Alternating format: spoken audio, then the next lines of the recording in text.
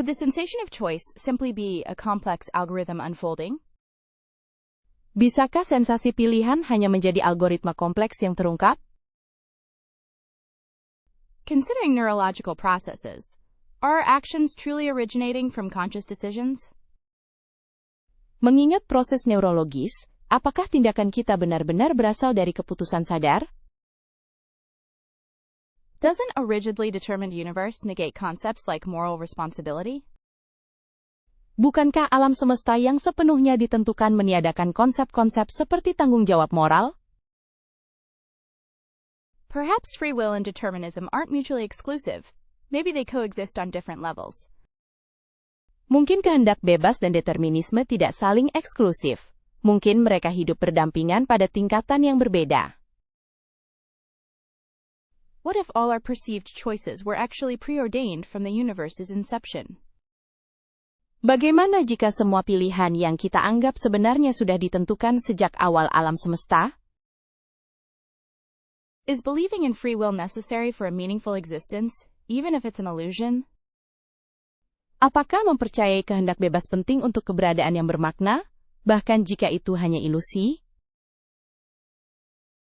Assuming determinism is true, how do we reconcile that with our deeply ingrained feeling of agency? Dengan asumsi determinisme itu benar, bagaimana kita mendamaikan hal tersebut dengan perasaan agen yang tertanam dalam diri kita? Would altering past events fundamentally change who we are now, if determinism holds true? Apakah mengubah kejadian masa lalu akan secara fundamental mengubah diri kita sekarang, jika determinisme benar? The implications of denying free will extend not just to morality, but also to our creativity and innovation. Implikasi dari menyangkal kehendak bebas tidak hanya berdampak pada moralitas, tetapi juga pada kreativitas dan inovasi kita. Does quantum randomness introduce genuine unpredictability into the deterministic chain?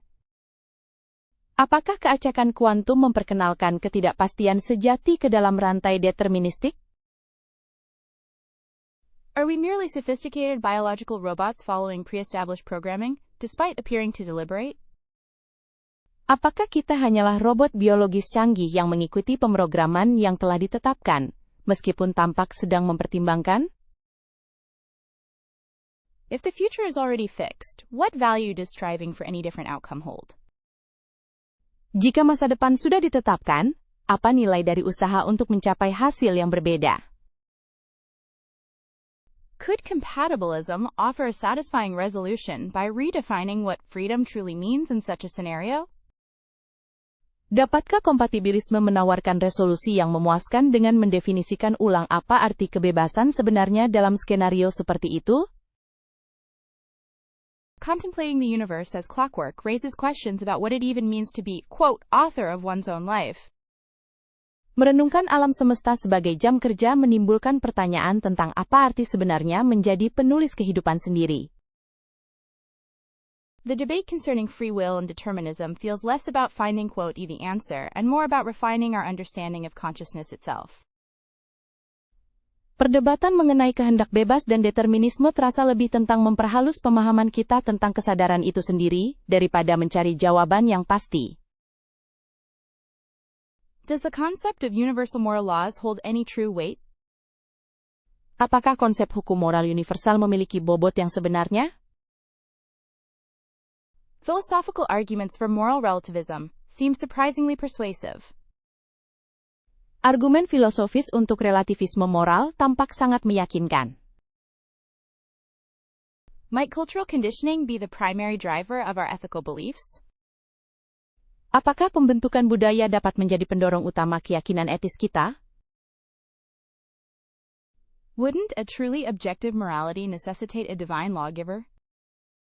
Bukankah moralitas objektif yang sejati mengharuskan adanya pemberi hukum ilahi? It feels troubling to suggest some actions are intrinsically wrong, irrespective of context. Terasa memberatkan untuk menyarankan bahwa beberapa tindakan secara intrinsik salah, terlepas dari konteksnya.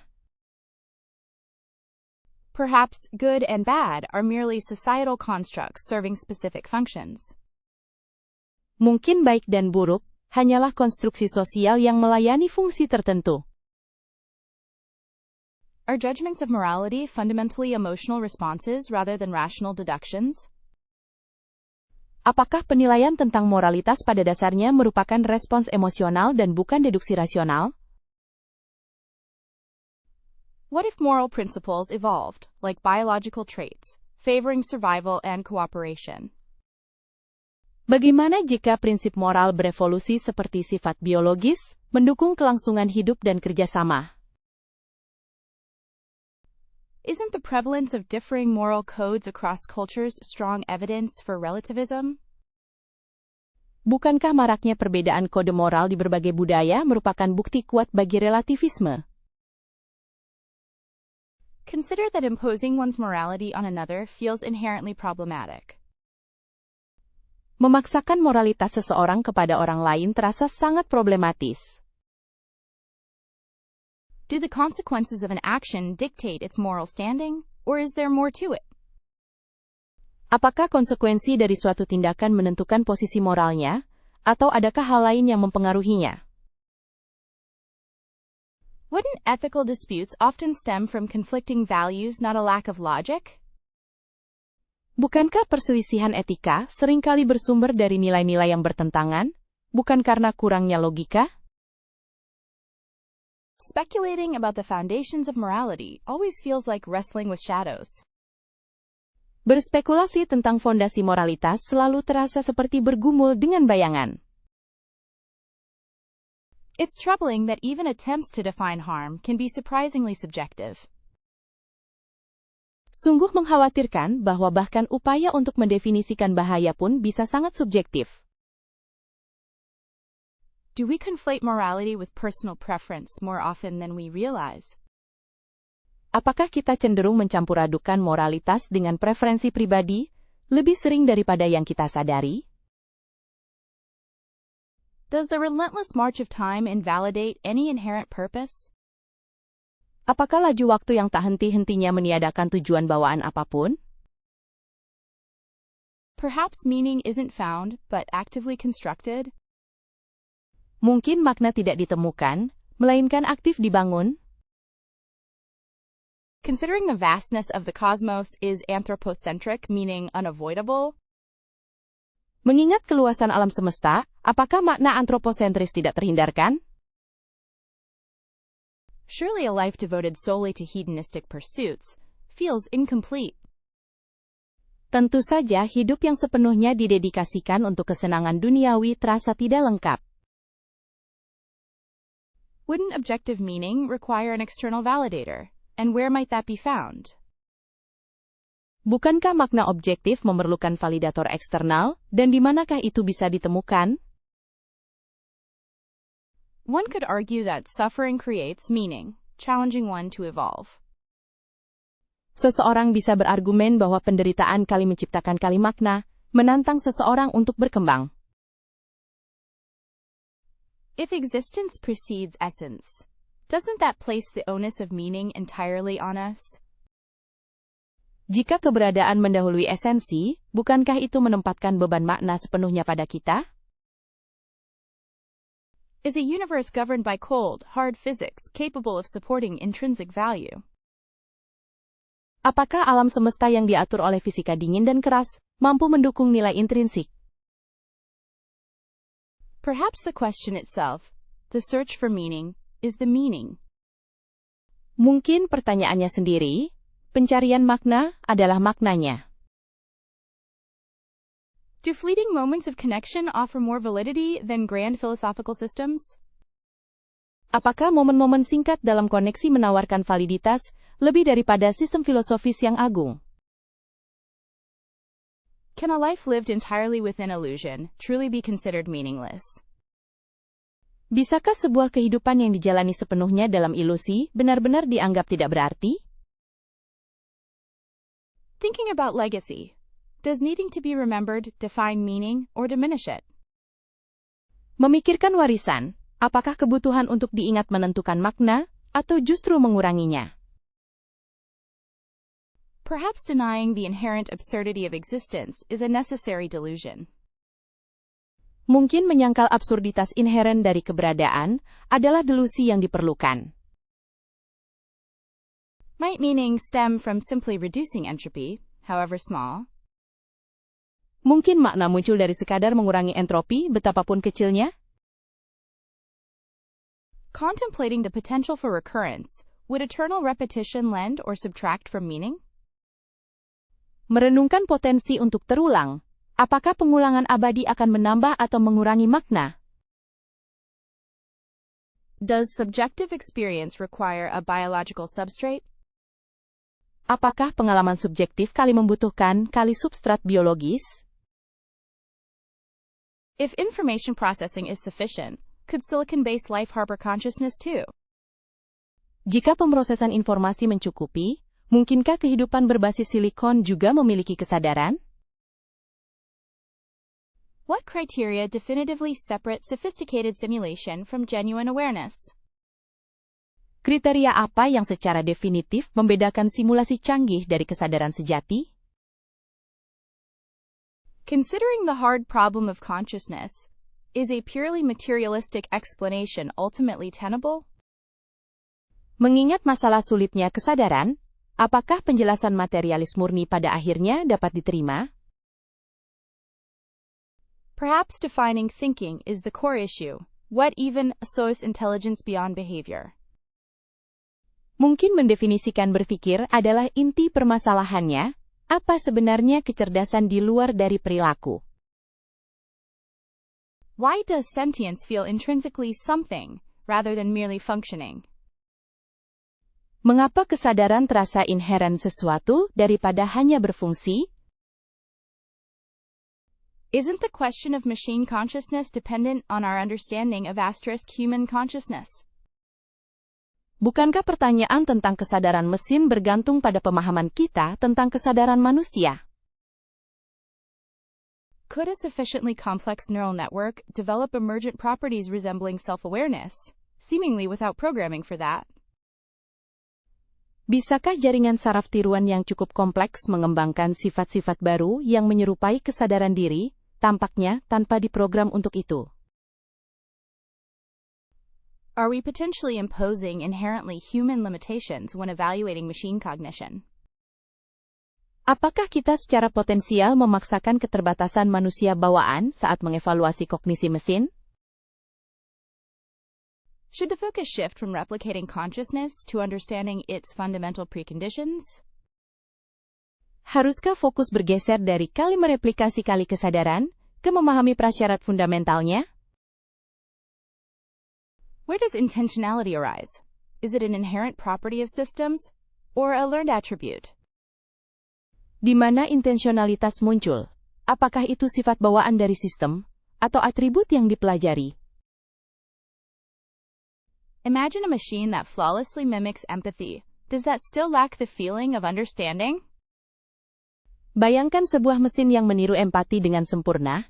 Apakah itu masih kekurangan kali rasa kali pahaman? The nature of qualia remains frustratingly opaque. Are these intrinsically inaccessible to external observation, even in ourselves? Sifat qualia tetap membingungkan dan tidak jelas. Apakah kualitas ini secara intrinsik tidak dapat diakses oleh pengamatan eksternal, bahkan pada diri kita sendiri? If minds aren't localized, does that impact our assumptions regarding machine consciousness's possibility? Jika pikiran tidak terlokalisasi, apakah itu memengaruhi asumsi kita mengenai kemungkinan kesadaran mesin? Maybe it isn't about can machines think, but rather how might they experience the world differently than we do. Mungkin ini bukan tentang kali apakah kali mesin bisa berpikir, melainkan kali bagaimana kali mereka mungkin mengalami dunia secara berbeda dari kita. Might considering solipsism be a fruitful exercise despite its inherent unfalsifiability? Apakah merenungkan solipsisme bisa menjadi latihan yang bermanfaat, meskipun pada dasarnya tidak dapat dibuktikan kesalahannya? Does the denial of external reality necessitate an abandonment of ethical considerations? Apakah penolakan terhadap realitas eksternal mengharuskan pengabaian pertimbangan etis? Perhaps all conscious experience is just complex information processing. Mungkin semua pengalaman sadar hanyalah pemrosesan informasi yang kompleks. The very act of questioning reality presupposes a self doing the questioning, doesn't it? Tindakan bertanya tentang realitas itu sendiri mengimplikasikan adanya diri yang melakukan pertanyaan, bukan? What happens to concepts like truth and falsehood if there's only one mind? Apa yang terjadi pada konsep-konsep seperti kebenaran dan kesalahan jika hanya ada satu pikiran? Is the perception of a shared reality simply an incredibly persistent and consistent hallucination? Apakah persepsi tentang realitas bersama hanyalah halusinasi yang sangat persisten dan konsisten? Considering solipsism, can we definitively prove anything exists outside of one's own experience? Mengingat solipsisme, bisakah kita membuktikan secara definitif bahwa ada sesuatu yang keberadaan di luar pengalaman seseorang? Could the universe be a dream that I am having? Mungkinkah alam semesta ini hanyalah mimpi yang sedang aku alami?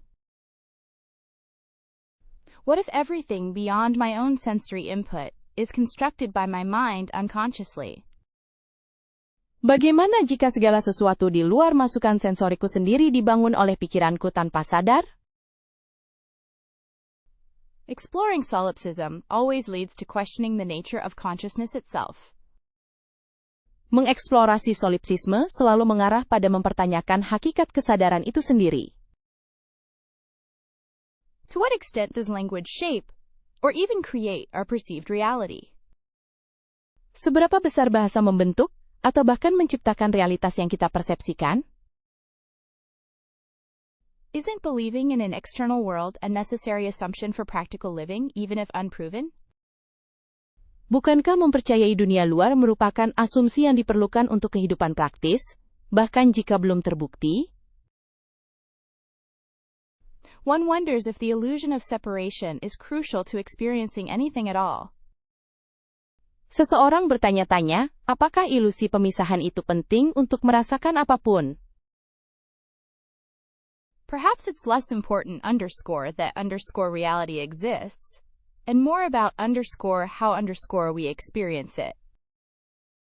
Mungkin kurang penting garis bawah, bahwa garis bawah realitas itu ada, dan lebih tentang garis bawah bagaimana garis bawah kita mengalaminya. The persistent feeling of other minds is a powerful argument against solipsism, wouldn't you agree? Perasaan terus-menerus tentang pikiran orang lain merupakan argumen kuat terhadap solipsisme. Bukankah kamu setuju? Considering the potential for algorithmic bias, how do we ensure fairness in AI decision-making? Mengingat potensi bias algoritma, bagaimana kita memastikan keadilan dalam pengambilan keputusan AI? Perhaps a fundamental question is whether an artificial intelligence can even possess moral standing. Mungkin pertanyaan mendasar adalah, apakah kecerdasan buatan bahkan dapat memiliki kedudukan moral? Wouldn't stringent safety protocols be ethically imperative before deploying truly autonomous AI systems?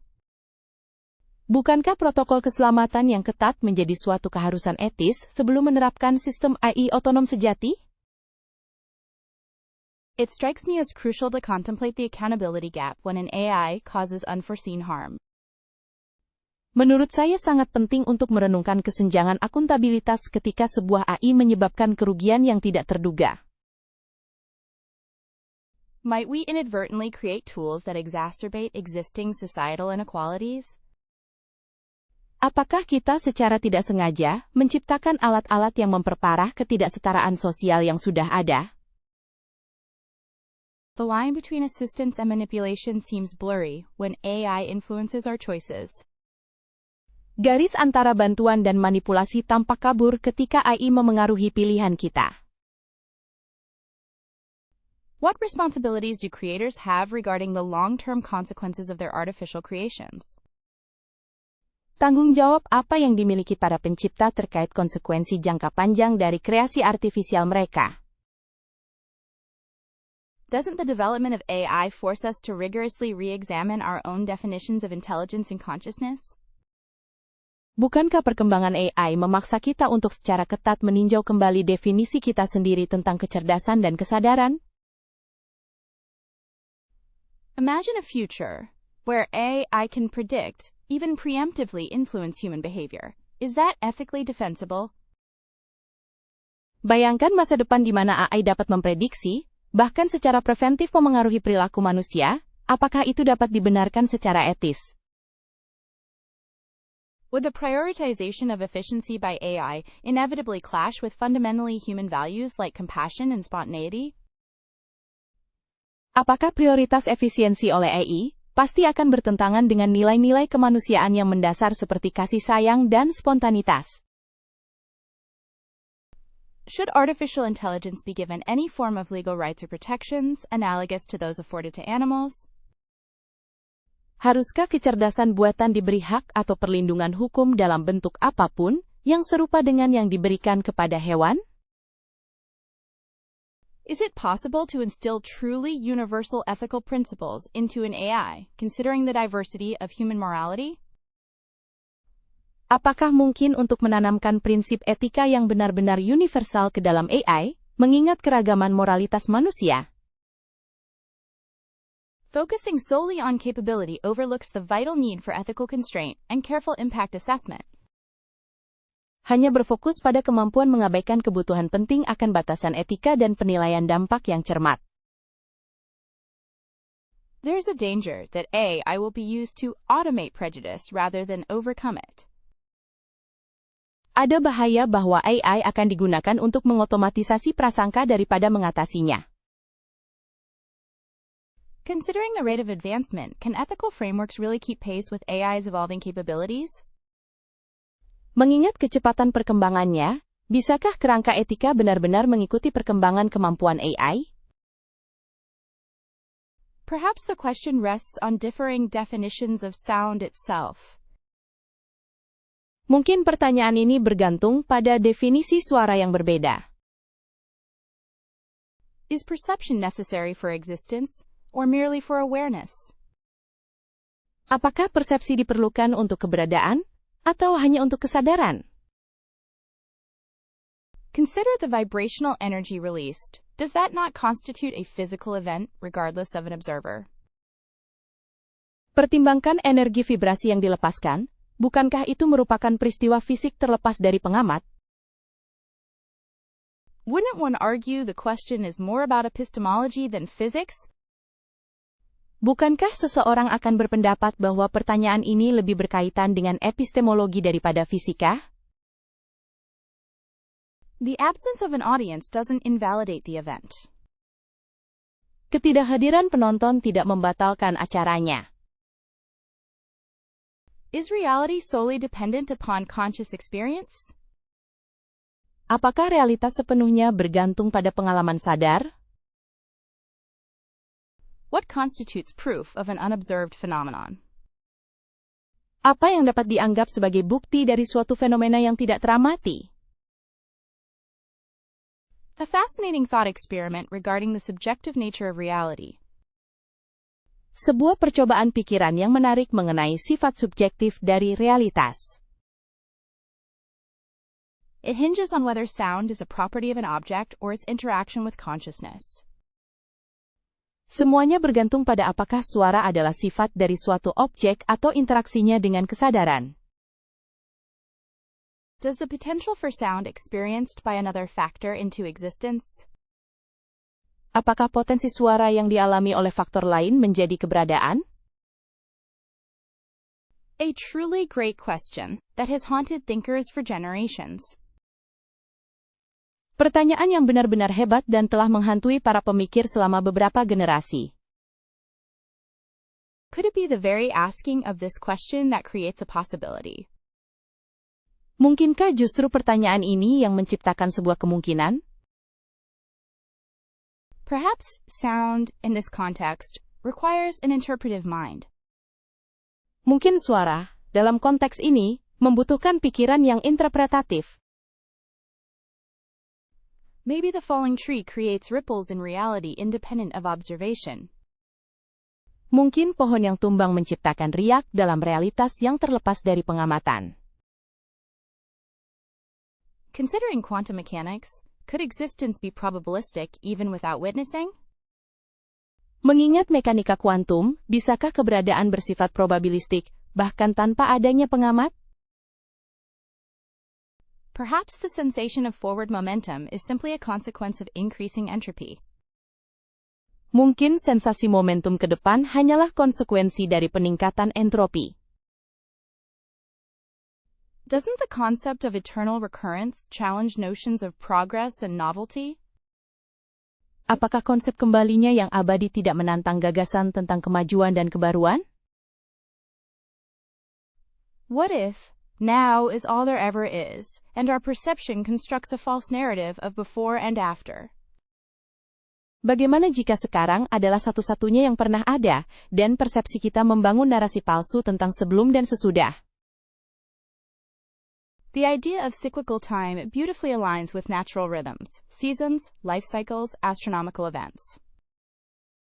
Gagasan tentang waktu siklik sangat selaras dengan ritme alam, musim, siklus kehidupan, peristiwa astronomi. Considering the block universe theory, is our experience of time's arrow merely an illusion? Mengingat teori alam blok, apakah pengalaman kita tentang panah waktu hanyalah sebuah ilusi? Would a truly cyclical timeline negate the significance of individual choices, or amplify it considering infinite reoccurrence? Apakah garis waktu yang benar-benar siklis akan meniadakan signifikansi dari pilihan individu, atau justru memperkuatnya dengan mempertimbangkan pengulangan tak terbatas?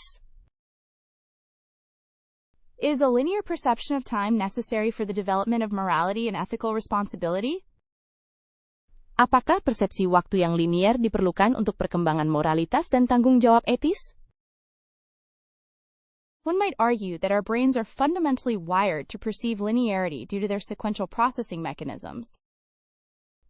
Seseorang bisa berargumen bahwa otak kita secara fundamental terprogram untuk memandang linearitas karena mekanisme pemrosesan sekuensialnya. Isn't the search for a unified field theory a quest for an understanding of time's true nature?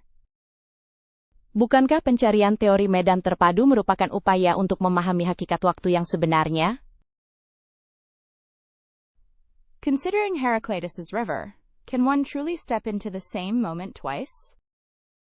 Mengingat sungai Heraklitus, dapatkah seseorang benar-benar melangkah ke momen yang sama dua kali? To what extent does cultural conditioning influence our understanding of temporality? Seberapa besar pengondisian budaya memengaruhi pemahaman kita tentang temporalitas? Hypothetically, if time were reversed, could cause and effect be rewritten? Secara hipotetis, jika waktu dibalikkan, bisakah sebab dan akibat ditulis ulang? The notion of a fixed timeline versus branching timelines raises intriguing questions about free will. Gagasan tentang garis waktu tetap versus garis waktu bercabang menimbulkan pertanyaan menarik tentang kehendak bebas. Does the concept of cyclical time offer a more comforting or unsettling perspective on mortality? Apakah konsep waktu siklik menawarkan perspektif tentang kematian yang lebih menenangkan atau mengganggu? Contemplating quantum entanglement reveals time's potential non-locality, challenging conventional linearity. Merenungkan keterikatan kuantum mengungkap potensi non-lokalitas waktu, menantang linearitas konvensional. Do you believe a tree falling in a forest makes a sound if nobody is around to hear it? Apakah Anda percaya pohon tumbang di hutan menghasilkan suara, meskipun tidak ada seseorang untuk mendengarnya? Considering quantum mechanics, could reality simply exist as probabilities until observed? Mengingat mekanika kuantum, mungkinkah realitas hanya ada sebagai probabilitas sampai diamati? What if our sensory input is deliberately limited to protect us from a more complex, chaotic truth? Bagaimana jika masukan sensorik kita sengaja dibatasi untuk melindungi kita dari kebenaran yang lebih kompleks dan kacau? Is the concept of objective reality merely a comforting illusion we maintain collectively? Apakah konsep realitas objektif hanyalah ilusi yang menghibur yang kita pertahankan secara kolektif? To what extent do linguistic structures shape, rather than reflect, our understanding of the world? Sejauh mana struktur bahasa membentuk, daripada hanya mencerminkan, pemahaman kita tentang dunia? Perhaps all experience is fundamentally subjective and individualistic, truly unshared. Mungkin semua pengalaman pada dasarnya bersifat subjektif dan individualistik benar-benar tidak bisa dibagikan. Undeniably, the brain actively filters information. Doesn't this suggest inherent bias in perception? Tak dapat disangkal, otak secara aktif menyaring informasi. Bukankah ini mengindikasikan adanya bias bawaan dalam persepsi? Are we experiencing a simulation? And if so, does its artificiality diminish the value of it all? Apakah kita sedang mengalami simulasi? Dan jika ya, apakah keartifisialannya mengurangi nilai dari semuanya? Imagine a world where gravity behaves differently. Would our fundamental laws still hold true? Bayangkan sebuah dunia di mana gravitasi berperilaku berbeda. Apakah hukum-hukum dasar kita masih berlaku? If consciousness itself is a construct, what necessitates its existence at all? Jika kesadaran itu sendiri adalah konstruksi, apa yang mewajibkan keberadaannya? Wouldn't the very act of questioning reality demonstrate an assumption that it is something to be questioned? Bukankah tindakan bertanya tentang realitas itu sendiri membuktikan suatu asumsi bahwa hal itu kali adalah kali sesuatu yang harus dipertanyakan? Is it plausible our universe is only one facet of a multidimensional existence beyond imagining?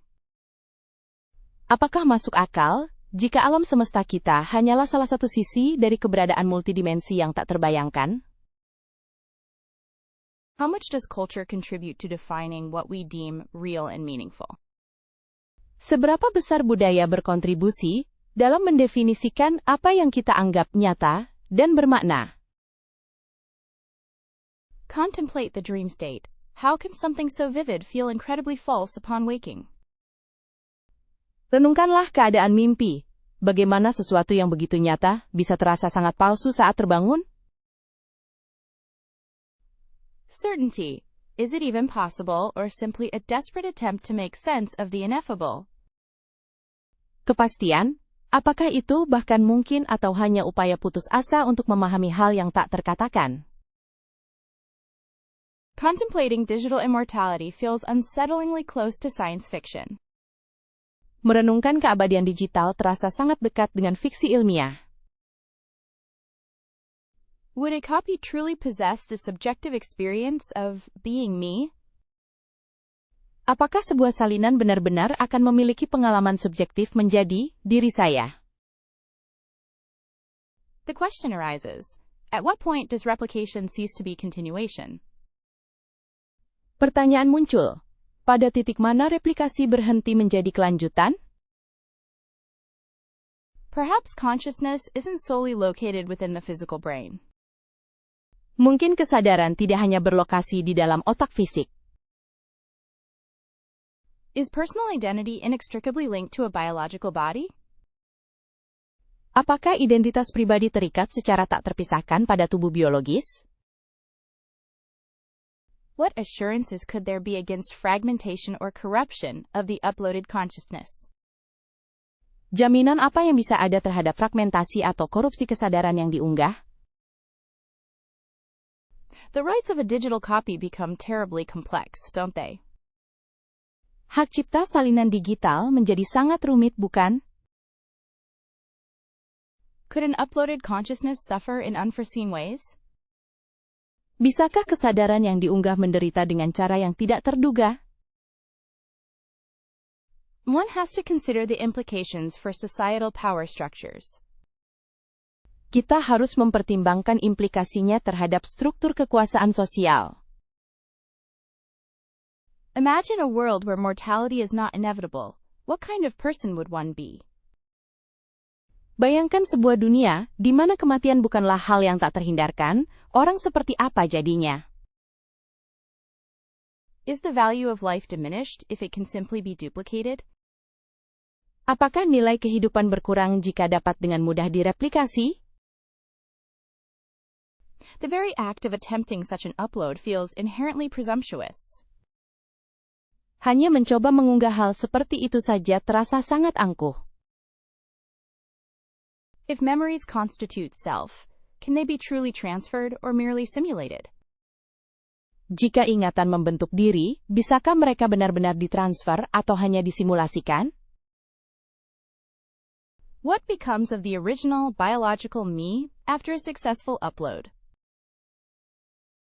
Apa yang terjadi dengan aku biologis aslinya setelah unggahan berhasil?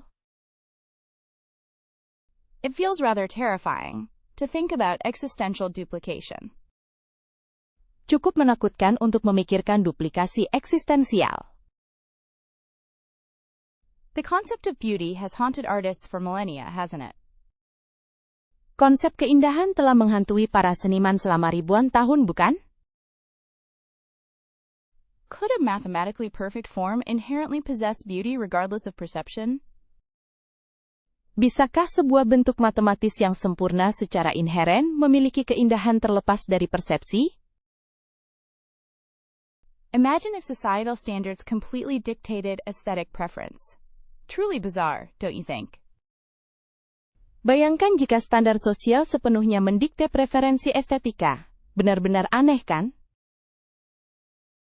Perhaps beauty resides in the beholder's capacity for empathy and recognition of harmonious balance.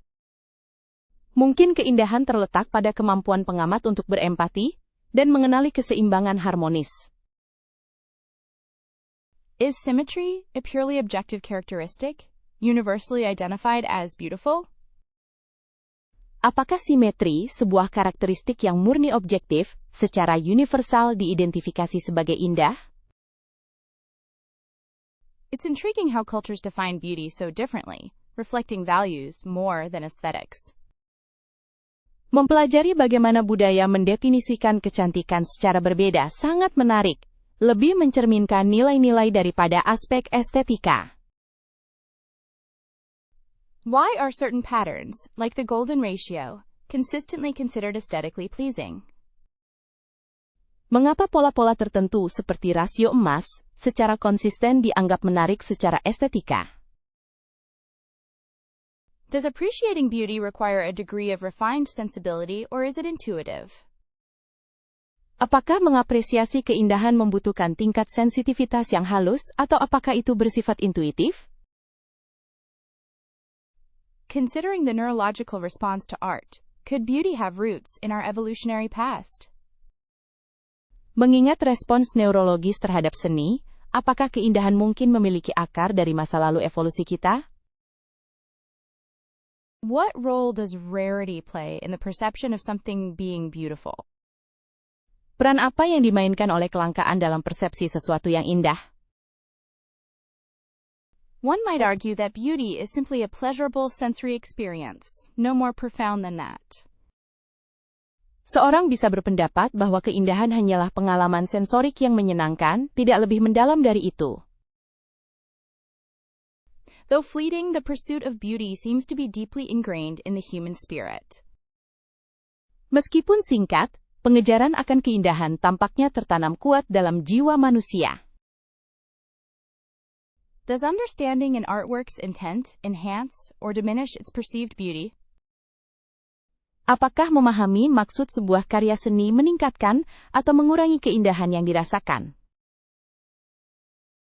Certainly, advertising exploits our notions of beauty, shaping desires and influencing behaviors. Tentu saja, periklanan memanfaatkan gagasan kita tentang kecantikan, membentuk keinginan dan memengaruhi perilaku. What if beauty is simply a successful signaling of health and vitality, a primeval instinct? Bagaimana jika keindahan hanyalah sinyal kesuksesan kesehatan dan vitalitas, sebuah naluri purba? Does gradual replacement nullify original identity? Apakah penggantian bertahap menghilangkan identitas asli? Is continuity of function more important than material composition? Apakah kontinuitas fungsi lebih penting daripada komposisi material? What defines an object, its parts or its form? Apa yang mendefinisikan sebuah benda, bagian-bagiannya atau bentuknya? Surely, resemblance plays a role in recognizing what things are. Tentu saja, kemiripan berperan dalam mengenali benda-benda. Considering the ship's purpose, does that influence our judgment? Mengingat tujuan kapal ini, apakah itu memengaruhi penilaian kita? Might a perfectly replicated ship be considered the same vessel? Apakah kapal yang direplikasi secara sempurna dapat dianggap sebagai kapal yang sama? Perhaps identity is merely a matter of perspective. Mungkin identitas hanyalah soal perspektif. Can something be continuously transformed and retain its essence? Bisakah sesuatu terus berubah tanpa kehilangan esensinya? Are memories tied to the ship or simply associated with it? Apakah kenangan terikat pada kapal ini atau hanya terkait dengannya? Would complete reconstruction yield a new entity entirely? Apakah rekonstruksi lengkap akan menghasilkan entitas baru sepenuhnya? If every plank is replaced, isn't it fundamentally different? Jika setiap papan diganti, bukankah itu pada dasarnya berbeda? Wouldn't the original intention behind its creation matter? Tidakkah niat awal di balik penciptaannya itu penting? To what extent does history contribute to an object's singularity? Seberapa besar sejarah berkontribusi pada keunikan suatu objek? Couldn't a ship be both the same and different simultaneously? Bukankah sebuah kapal bisa menjadi kali sama kali dan berbeda secara bersamaan? It seems the concept of identity relies on a degree of arbitrary judgment. Sepertinya konsep identitas bergantung pada tingkat penilaian yang bersifat arbitrer. Perhaps a priori knowledge informs our understanding before experience colors it. Mungkin pengetahuan a priori menginformasikan pemahaman kita sebelum pengalaman mewarnainya.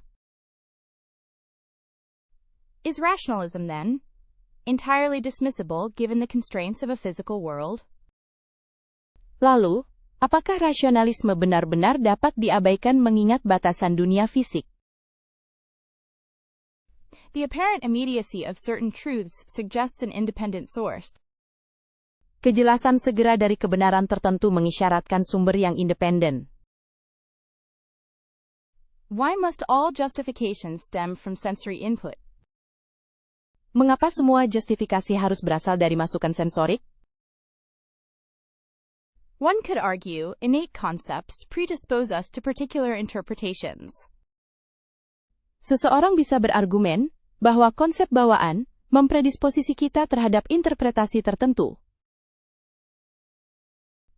How do we account for mathematical principles entirely divorced from observation? Bagaimana kita bisa menjelaskan prinsip-prinsip matematika yang sepenuhnya terpisah dari pengamatan? Doesn't a complete reliance on experience limit the scope of potential knowledge?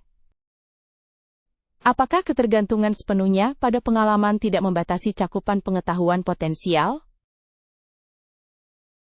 To what extent can logic provide sure footing without grounding in reality? Seberapa jauh logika dapat memberikan landasan yang pasti tanpa berakar pada kenyataan? An undeniable tension exists between the abstract and the concrete, wouldn't you agree? Sebuah ketegangan yang tak terbantahkan ada antara abstrak dan konkret, tidakkah kamu setuju? Consider Plato's realm of forms. Does its very existence challenge empiricism's core tenets? Pertimbangkan dunia ide Plato. Apakah keberadaannya saja menantang prinsip-prinsip utama empirisme? Surely the capacity for reason itself indicates a structuring power independent of sensation. Tentu saja, kemampuan untuk bernalar itu sendiri mengindikasikan kekuatan penataan yang independen dari sensasi. Wouldn't it be reasonable to posit an inherent cognitive framework shaping perception? Tidakkah masuk akal untuk menduga bahwa ada kerangka kognitif bawaan yang membentuk persepsi?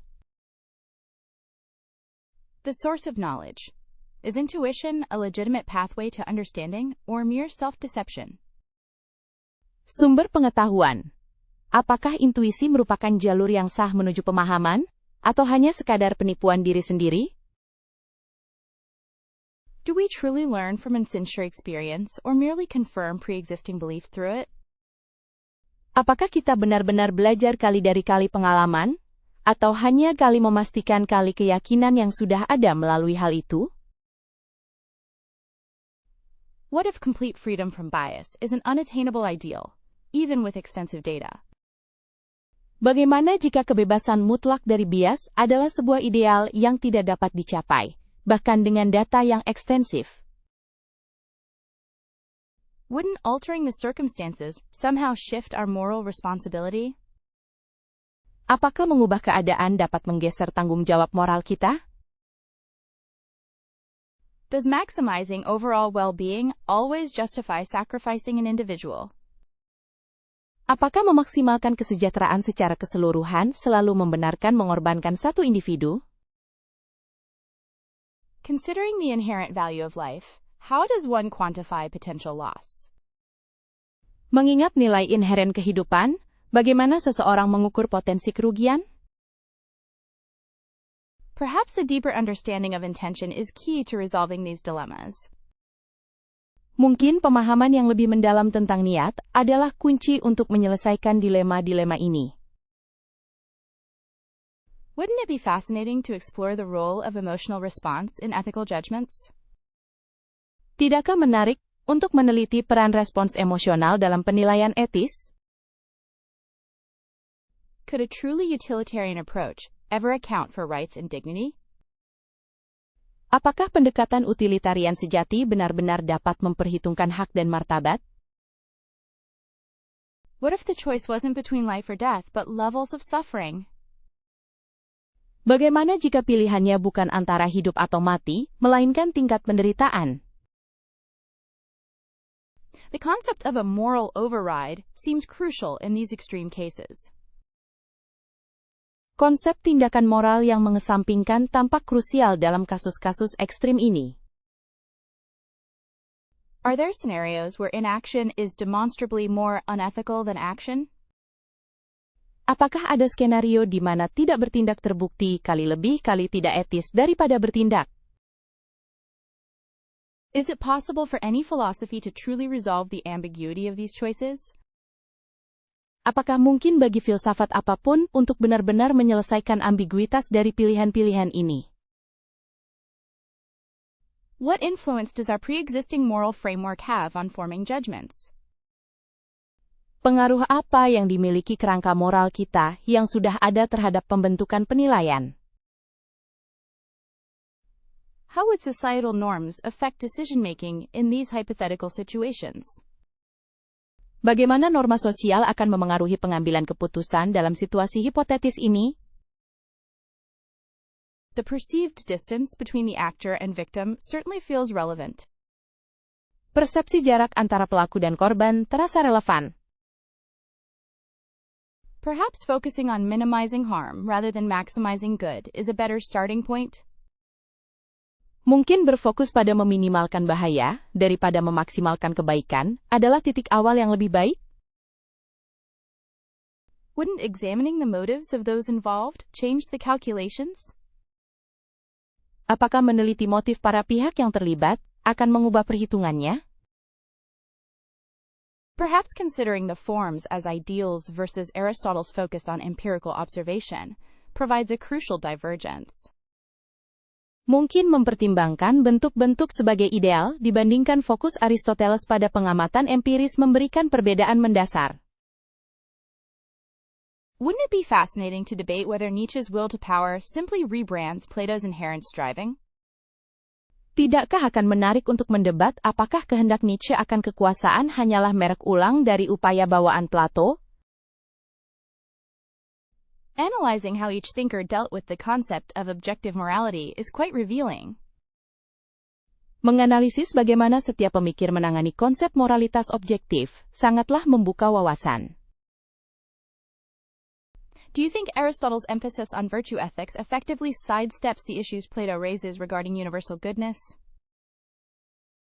Apakah kamu pikir penekanan Aristoteles pada etika kebajikan secara efektif menghindari isu-isu yang diangkat Plato mengenai kebaikan universal? Exploring Nietzsche's rejection of Platonic idealism opens up entirely new avenues for understanding truth. Mengkaji penolakan Nietzsche terhadap idealisme Platon membuka jalan baru yang sepenuhnya untuk memahami kebenaran. One could argue that Aristotle's teleology represents a more grounded approach than Plato's abstract realm. Seseorang bisa berargumen bahwa teleologi Aristoteles mewakili pendekatan yang lebih mendasar daripada alam ide abstrak Plato. What parallels exist between Nietzsche's critique of traditional values and Plato's challenge to Athenian norms? Persamaan apa yang ada antara kritik Nietzsche terhadap nilai-nilai tradisional dan tantangan Plato kepada norma-norma Athena? Considering how Aristotle's logic system builds off of Plato's initial thought experiments is important. Mempertimbangkan bagaimana sistem logika Aristoteles dibangun berdasarkan percobaan pikiran awal Plato adalah hal yang penting. Perhaps the core contrast lies in whether inherent value arises from a higher power or human creation. Mungkin perbedaan mendasar terletak pada apakah nilai intrinsik berasal dari kekuatan yang lebih tinggi atau ciptaan manusia. Comparing Aristotle's categorization of knowledge to Nietzsche's genealogical method seems fruitful. Membandingkan kategorisasi pengetahuan oleh Aristoteles dengan metode genealogi Nietzsche tampak bermanfaat. It is tempting to view Plato as a forerunner to religious thought, while Nietzsche actively dismantles it. Tentu menggoda untuk memandang Plato sebagai pendahulu pemikiran agama, sementara Nietzsche secara aktif membongkarnya. Has anyone considered the function of each philosopher's writing style on promoting their ideas? Apakah ada yang sudah mempertimbangkan bagaimana gaya penulisan setiap filsuf mempromosikan ide-ide mereka? Considering that Aristotle spent much time as Plato's student, can his work be seen as simply refinement? Mengingat Aristoteles menghabiskan banyak waktu sebagai murid Plato, bisakah karya-karyanya dilihat hanya sebagai penyempurnaan? It's worth noting that Nietzsche's influence on existentialism feels quite distant from their earlier work. Perlu dicatat bahwa pengaruh Nietzsche terhadap eksistensialisme terasa cukup jauh dari karya-karya awal mereka. The notion of a good life differs vastly among these three, Plato, Aristotle, and Nietzsche. Konsep kehidupan yang baik sangat berbeda di antara ketiga tokoh ini, Plato, Aristoteles, dan Nietzsche.